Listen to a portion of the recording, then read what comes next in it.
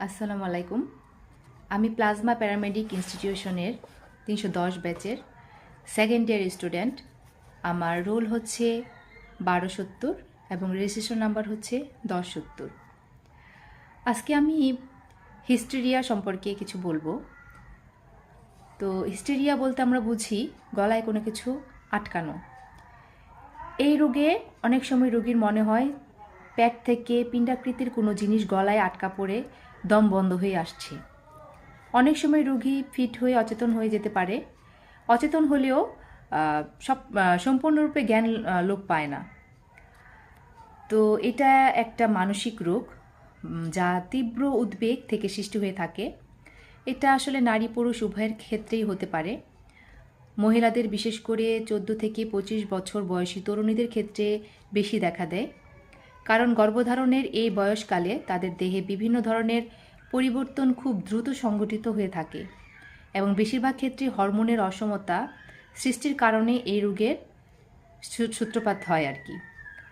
তো এর কারণ হচ্ছে তীব্র উদ্বেগ, যৌন পীড়ন, স্বভাবগত উচ্ছৃঙ্খল বা অপ্রকৃতস্থ মনোভাব, বয়ঃসন্ধিকালে মানসিক আবেগ প্রকাশের অসম্পূর্ণতা বা মানসিক বিকাশ বাধাগ্রস্ত হওয়া, বিভিন্ন আবেগজনিত অবস্থার কারণে হতে পারে, যেমন ভয়, দুশ্চিন্তা, বিমর্ষতা, অতিরিক্ত মানসিক চাপ, আঘাত, দীর্ঘমেয়াদী অসুস্থতা ইত্যাদি।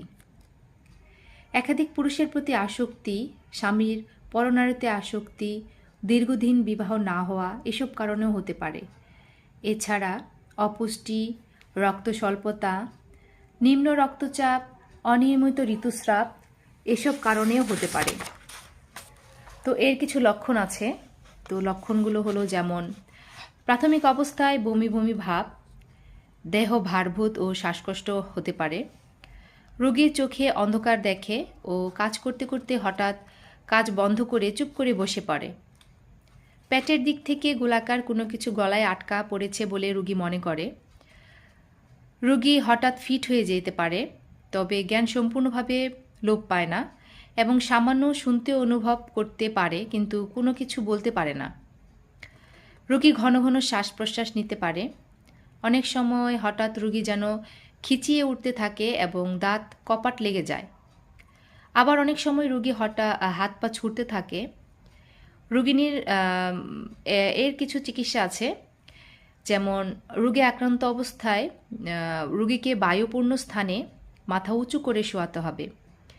মুখ ও গলায় বন্ধনী থাকলে তা ঢিলা করে বা খুলে দিতে